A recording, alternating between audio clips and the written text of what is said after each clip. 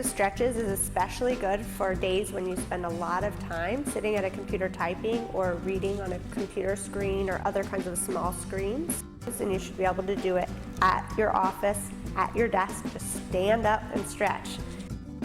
One thing to keep in mind as you do these is you want to keep your arm bones kind of up in their sockets like this rather than depressed, because you never want to compress your collarbone and your shoulder blades onto your ribs. You want a kind of floating shoulder girdle. So basically how it goes is you reach one arm forward, fingertips down, palm faces you, and then with the other hand you gently press into that hand with a totally straight elbow until you feel a subtle stretch of about 30 to 70% intensity over the top of your forearm. Never past 70% intensity. Then you turn the palm over, fingertips point down to the toes, and you do the same thing. And you'll hold the stretch for no more than about 3 breath cycles.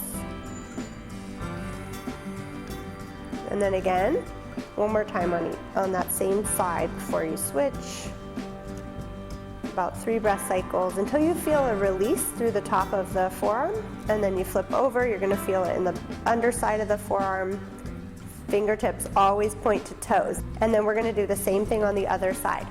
And you stay for 3 breaths. And then you turn the palm over with the palm facing out, and again the fingertips point down. You stretch out the inside of your forearm and you stay there for 3 breaths. Light through the arm bones. So the arm bones actually almost have a feeling of having helium in them instead of sinking down.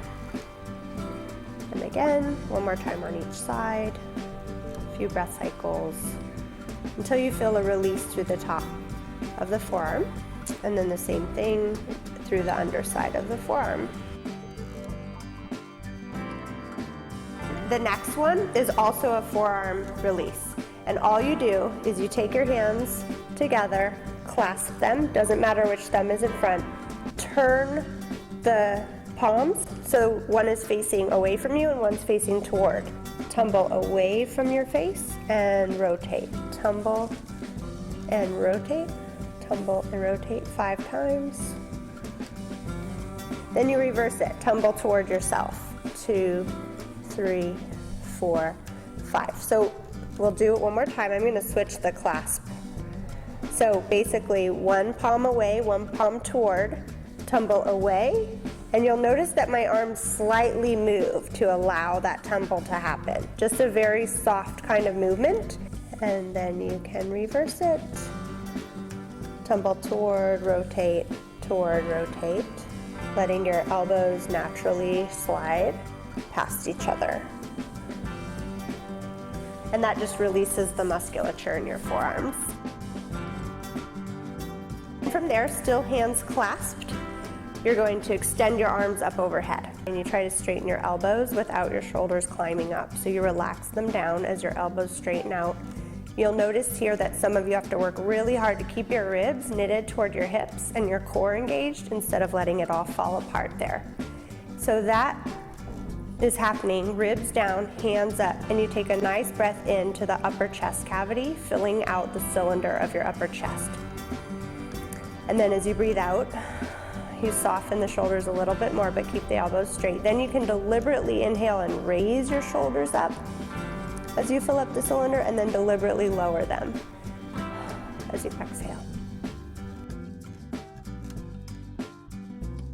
For this next one, we're going to be stretching the front of the chest and the bicep muscle that goes down the front of the arm and holds our arm in this position all day. So we want to work on rotating the collarbones out to let our arms come behind us, clasping our hands, pressing the heels of your hands into each other. And then from there, roll the shoulders up to go back, lift through the breastbone, and take a deep breath into your upper chest cavity, trying to straighten out your elbows as much as possible.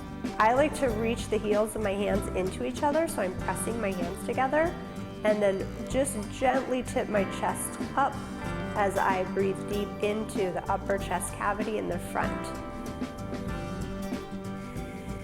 And I really like the image of the collarbones actually smiling on the chest as you do this. So they actually roll up on the outside edge. They roll up and back, just like our cheeks when we smile. And then you come back.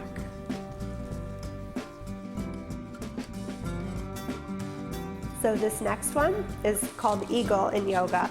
In the eagle stretch, you're stretching the back of the shoulders, where the arm bones meet the shoulder blades, and also where the shoulder blades meet the spine. You cross one elbow over the other. We're doing the left first, and you let your arms spin around each other with the hands pressing into each other.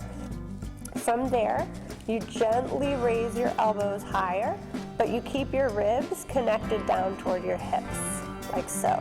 And then as your elbows stay up high in front of your chin, you take a few breaths into the upper chest and back, filling out the cylinder there.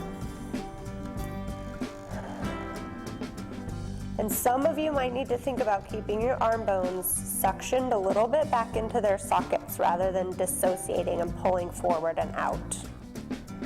So even though your blades are wide on your back, you're not pulling your elbows as far forward as possible. From there, you let your elbows lower a bit, you unravel your arms, then you recross, right elbow on top of left this time, spiraling your hands around, pressing them into each other, breathing into your upper back and chest, and feeling a stretch between possibly your neck and your shoulder, the mid back and your shoulder, or all the way down the outside of your arm. And then from there you unravel.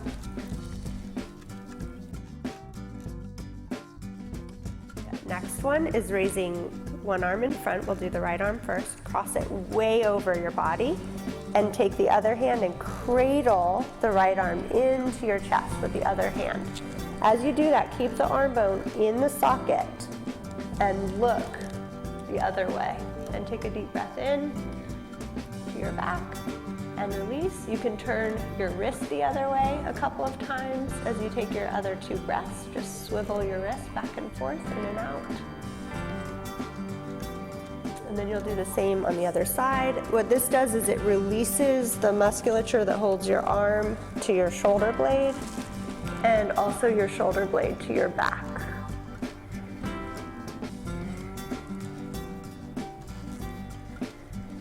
And then you come on back.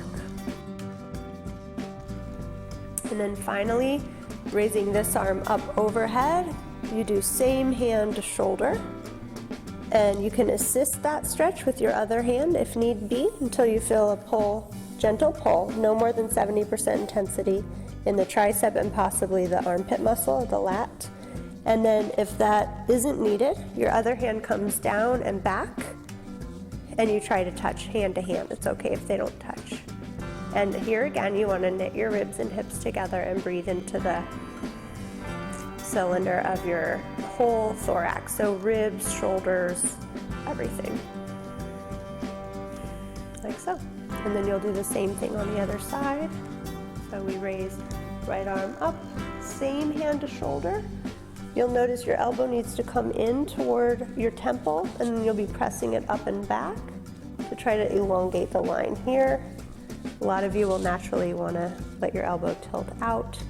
And then from here, if this stretch is very doable, without the assist from the other arm, you'll take the other arm back and reach for the hand. Breathing into this stretch is really important. And just feeling the breath move into the whole cylinder of your thorax, rib cage and shoulder girdle.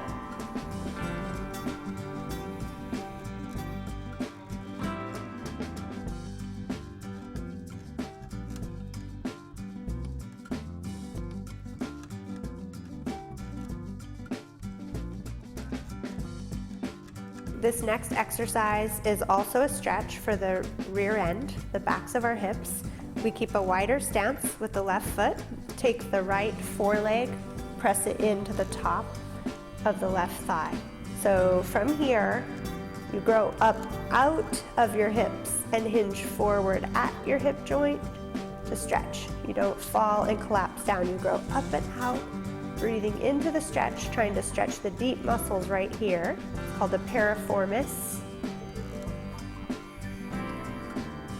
Actually, if the piriformis gets too tight, it can press on your sciatic nerve and cause sciatica. It's not the only cause of sciatica, but it's one cause. Take a couple of breaths there, stretching out the piriformis.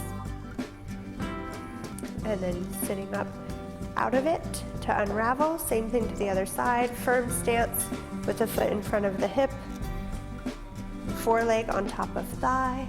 Sitting up tall out of your sit bones. And then hinging just a little bit forward until you feel a stretch in the back of your hip.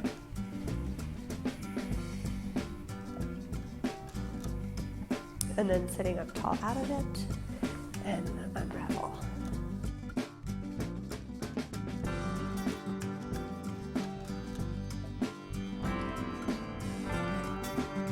What you're gonna do is you're gonna widen your stance and ground your feet into the floor like roots. Your sit bones at the bottom of your pelvis, those horseshoe-shaped bones, you wanna lean forward on those sit bones. From there, you're gonna grow up and out of them, rooting down with the sit bones and growing tall out of them.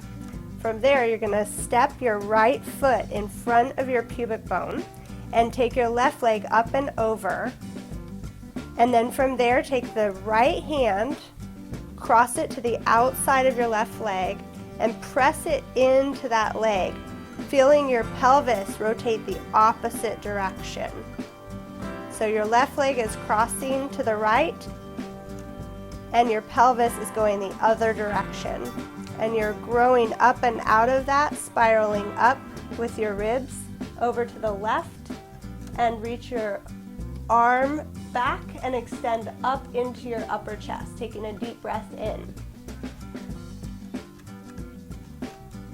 Taking a second breath in, and then as you exhale, you can unravel, separating your feet back into the start position, anchoring your sit bones. From there, step the left foot across your midline and cross the right leg up and over. And then you're going to leverage your right leg with the left, pulling the right leg over to the left. Take your hand to the outside of your leg to press the right leg to the left and rotate your pelvis to the right, rotating your spine to the right and opening up the right chest, breathing into the upper chest cavity. And then come back through center. And you switch. Right foot in front of pubic bone, left leg up and over. Press your right leg into your left. And take your right hand to the thigh to assist the crossover.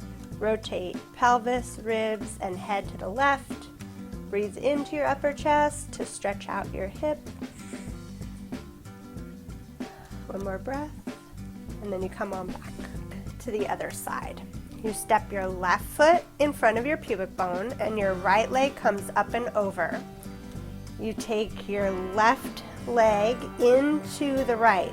Press it across the body even more using your hand to assist the opening of the right hip. From there, you rotate more with your ribs, chest, and head. Take a deep breath in. And another one, filling up the upper chest cavity. And then you come back through center, and you're done. For toe taps, it builds the front of your foreleg instead of your calf. A lot of us walk around with really tight calves and weak forelegs in the front. If you've ever had shin splints, that's a sign that these are weak for the demand that you're placing on them. So the way you build the front of the shin up, the anterior tibialis muscle, is by dropping your heels, anchoring them down, and lifting as high as you can the toes up toward your knees over and over again, alternating. Never lift your heels, only raise your toes, and you just alternate the toe raise, one after another, like so. And it helps build the front of your shin up, and it also helps with circulation. Definitely emphasize the up, up, up, up, and you keep going until you're fatigued in the shin muscles in the front. You'll feel a burn there.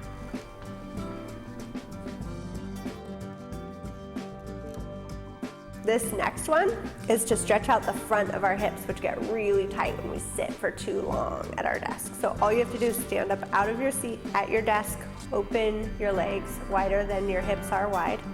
You're going to be tucking your pelvis. And that doesn't mean the same thing to everybody, but what that means to me is pubic bone is pulling forward, hip bones are rolling back like that. Your abs have to really fire to do that. It creates a scoop in your abdomen. From there, shift your weight onto your left hip. Reach your right hip toward your left toes and try to stretch this line out right here over the front of your right hip. Then you shift back to center. Shift your weight onto your right hip. Tucking, very important, scooping, and then pressing the left hip toward the right toes. Okay, until you feel a stretch. And then I shift left, tuck, scoop, and reach right hip to left toes, hinging right here, my hip joints. Couple of breaths, trying to stretch between the inner thigh and the front of the hip. And then you come back to standing. Same thing, weight shift, scoop, tuck, pubic bone forward, hip toward toes, and back. This last is just a release for your ankles. So increases circulation in your ankles, builds the muscles of your ankles, but mostly just gets your feet and ankles moving where they've been stagnant while you've been at your desk. So you just stand up, put all your weight onto one foot, lift the other, hinging right at your hip joint, and then just go ahead and do foot circles, 5 to 10 each way, depending on how challenging it is for you to balance. Make sure you reverse the circle and do a good 5 to 10 the other way before you switch sides. So this is actually good too because it wakes up and builds up your hips in the back where you haven't been using them so much while you've been at your desk. You've been using more the ones in the front here. So 5 to 10 each way, releasing the ankle while you kind of gently build the muscle.